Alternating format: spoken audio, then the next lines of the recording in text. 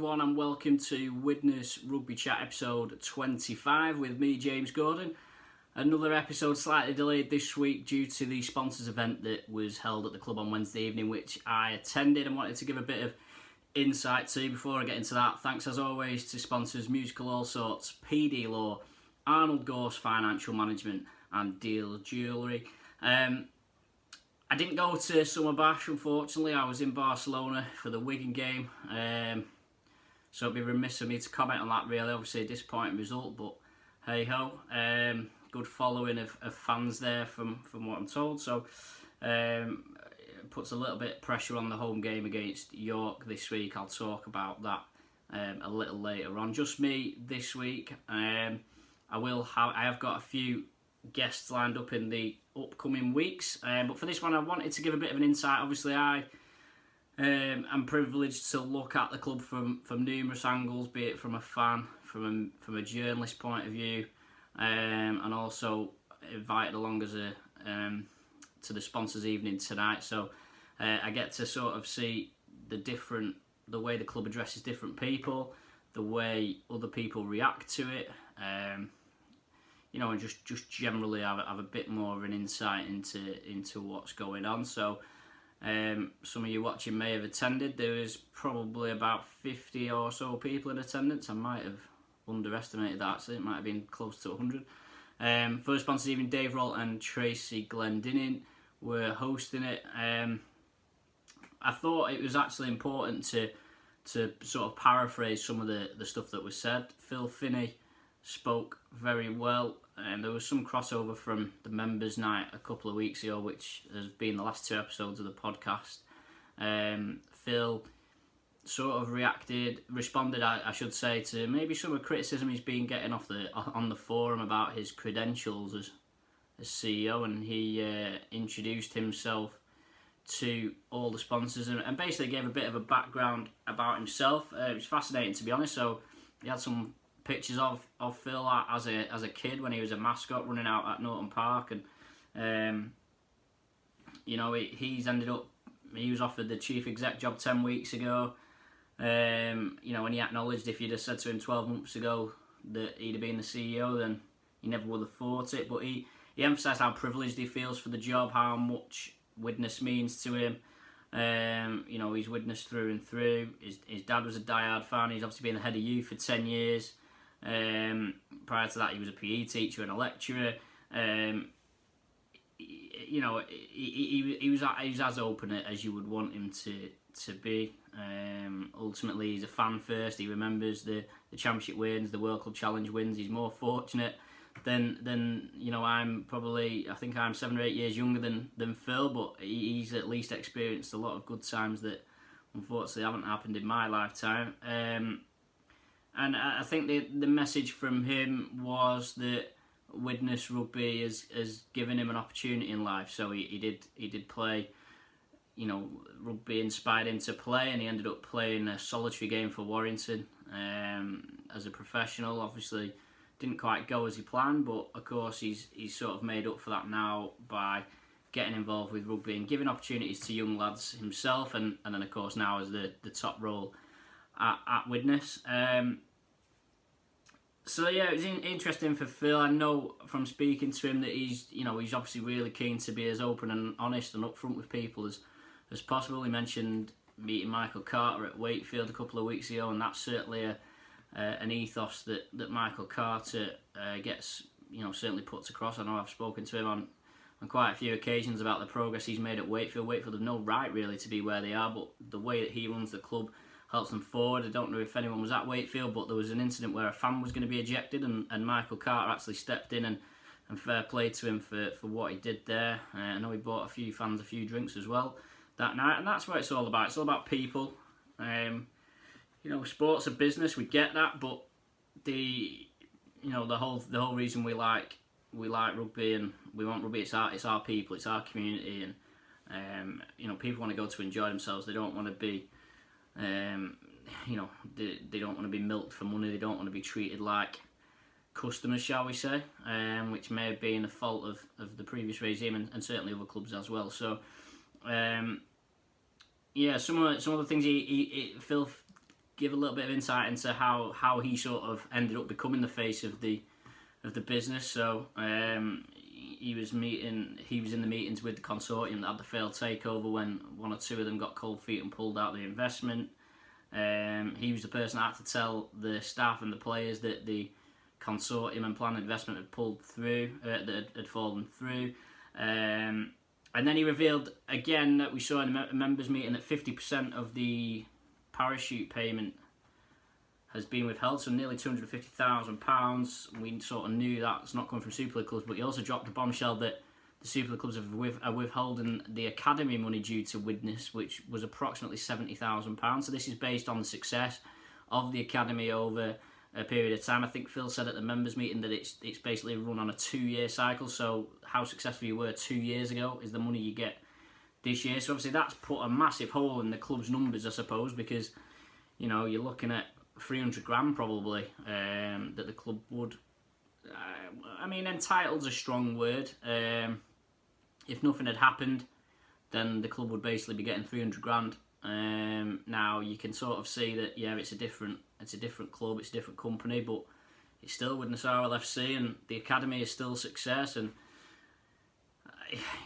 I've seen the argument that it's because they're worried that the new owners will just take the money and run, which has happened with other clubs. But a little bit disappointing. Of course, we're quite biased, but yeah, I think a bit of a shame when you consider what Widnes have done. It's not as if they're bumbling along. The academy players without the academy players, Widnes wouldn't have a team basically this season. Phil also mentioned about the part-time, full-time debate. So again, he brought up the figure 1.5, 1.6 million turnover is what they expect to need to be full-time next season. They're looking at roughly 3/4 of that coming via sponsorship. So that was why it was important to sort of get that message across, because there were sponsors in the room who are going to help get to that target. He did acknowledge that running part-time may be they've looked at Halifax and Sheffield. He acknowledged Widnes could run a fairly successful championship team part-time, a sustainable championship team part-time, and it'd open up to other players. He mentioned Shane Grady actually as a part-time player who, as an example, I guess, as a player you could attract. Sustainable being the key word. Phil and the board want to create a sustainable and successful club, and what success looks like is obviously different to different people. About promotion and Super League, of course, everyone wants to get back to Super League at some point. They've looked at Leigh, Hull, Cardiff and London, who were the last 3 teams to get promoted to Super Leagues. They were all full time. They all finished in the top 2. 2 of them didn't have an academy. They were all spending more than £1 million on players. Phil Finney said he didn't feel like Widnes had to do that to get there, but that's the reality of the environment that it's going to take to get the club up to Super League. So, as always, nice little bit of insight from Phil Finney as to what the workings of the club are. Then Jack Owens, Danny Craven and the Chapelhouse were there. I'm increasingly impressed by Jack Owens, to be fair. He's been through every single step of Phil Finney's system and come through to the first team. He left, for whatever reason.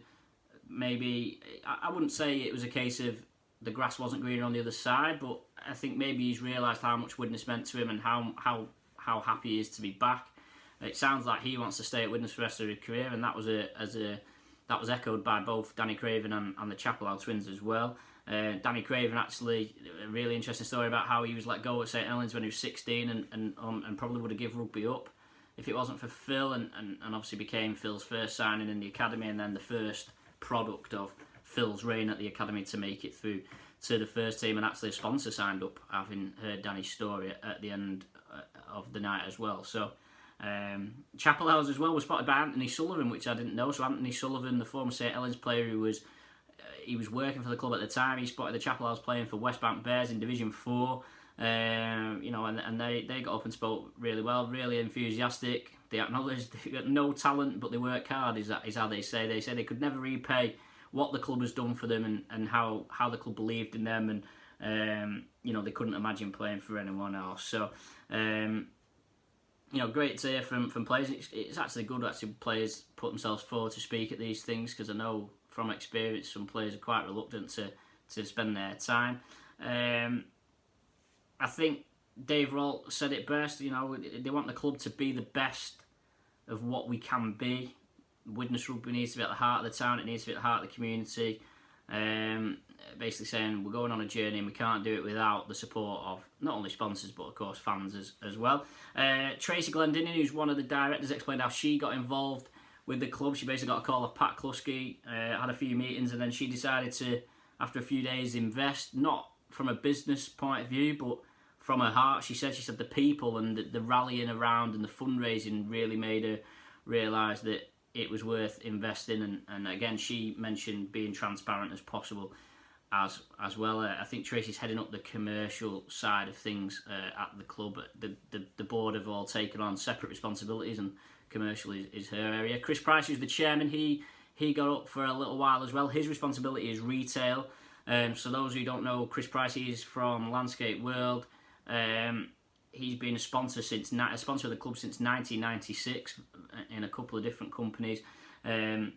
He says the business is improving. You know, they're working with X-Blades to improve the range, improve the retail. You know, it's one of the key. He mentioned 4 key revenue streams. One of them is retail. They're in discussions with X-Blades about the range for next season, and also Chris said that they want to get a shop back at the stadium. So currently there's a shop in the market which he says they want to retain as well, but the priority at the moment is getting a shop back at the stadium, and they're in discussions with the council about that as well. Points were made about the directors involved there now understand the club and they understand what the club should feel like as well. So, you know, really positive. And I came away, I've got one of these sponsorship brochures here which basically outlines all the different packages that the club have got available for next season. The first team player kit sponsorship, so front of the shirt, back of the shirt, shorts, socks, you name it. The various other teams in the club, the academy, the learning disability team, the women's team, the training kit, partnerships, player sponsorship, match day sponsorship, some other fan engagement stuff, and digital sponsorship, stadium advertising, all in there in a booklet which is now available. There's loads of these available, so if you want one, do leave a comment or contact the club. I'm sure they'll send you one out. And yeah, so that's important for the club to build that range of sponsors. I must admit, I had a great chat with Dave Roll and Sam White and John Hughes actually after, which you know, was nice to hear them speaking about the club and some memories and stuff like that. So I'm going to get them on the podcast in the next few weeks. So that's that from this event. I want to move on to some other talking points, and I'll have to start with Anthony Gelling. So the Sun, I think it was when I was in Barcelona, the Sun reporter Gary Carter released in the Sun as part of the preview for the new camp game that Anthony Gelling is set to sign for Warrington for 2020. Steve Price seems very confident that Gelling's going to be a Warrington player next season. Widnes don't appear to. Well, if they do know, they did a good job of not telling me, but Widnes aren't aware of anything that's going on. He's on contract for next season, so if he does go to Warrington, then Widnes will get a fee for him. So that's quite important. I must stress that my opinion on this isn't influenced or hasn't been as a result of getting any information from anyone, but my personal opinion is I think if Widnes could get to a point where they get a fee for him now and that helps Widnes get through the rest of the season and he stays and then goes at the end of the season, I think that's probably the best deal that Widnes could get. You know, he's not played many games, which is a worry. Well, not so much a worry, but obviously it's a big amount of money and he's not been playing.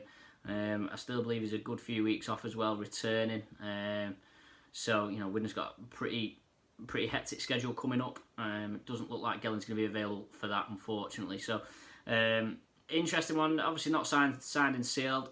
Hopefully, whatever happens, if Gelling's here next season, great. If he's not, hopefully Widnes can get a little bit of a fee out of Warrington. There's a few murmurs going around about a possible dual reg partnership, so that may of course be useful for Widnes to just get a few bodies. I think we've all noticed that the club needs bodies. I think it'd be nice to get, you know, it'd just be nice to get a few extra bodies in the available to the squad. I mean, if you link with Warrington, you could even get Ben Westwood for a couple of games. That'd be ideal, I think, for what Widnes need at the moment.